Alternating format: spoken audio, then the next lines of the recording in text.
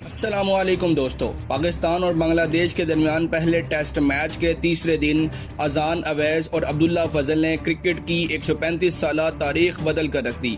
जी हां दोस्तों, उन्होंने बांग्लादेश को तिगनी का नाच नचा कर परेशान कर दिया, जिसके बाद दोनों खिलाड़ियों की पाकिस्तान के साबिक कप्तान बूम बूम शाहिद अफरीदी और रावलपिंडी एक्सप्रेस शोएब अख्तर ने तारीफों के पुल बांध दिए हैं।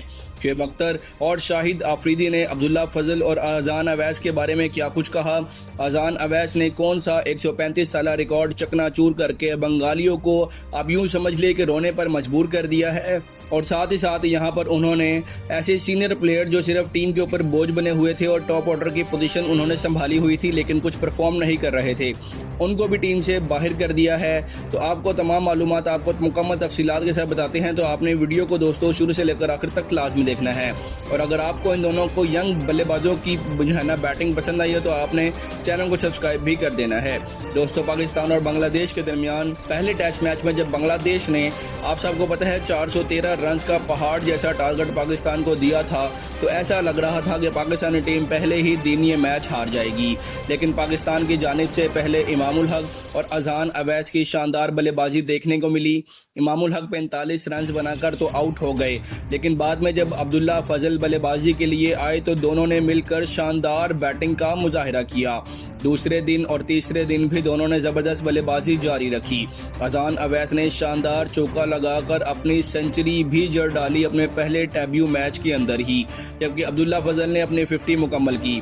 दोनों खिलाड़ियों की शानदार रिकॉर्ड पार्टनरशिप देखने को मिली। 100 रन से भी ज़्यादा उन्होंने रन की पार्टनरशिप बनाए।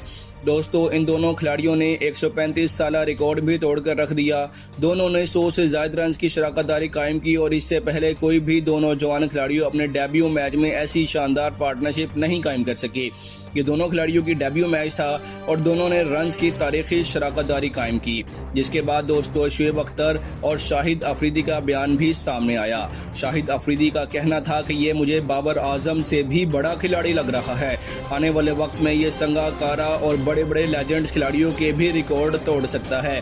वहीं पर दोस्तों शोएब अख्तर का भी कहना था कि पाकिस्तान को एक ज़बरदस्त यंग टैलेंट मिला है, इसकी कदर करनी चाहिए। अगर पाकिस्तानी टीम इसका सही रहनुमाई और सपोर्ट करे तो ये बहुत बड़ा खिलाड़ी बन सकता है, क्योंकि अपने डेब्यू मैच के अंदर इस तरह की परफॉर्मेंस देना हर किसी के बस की बात नहीं है।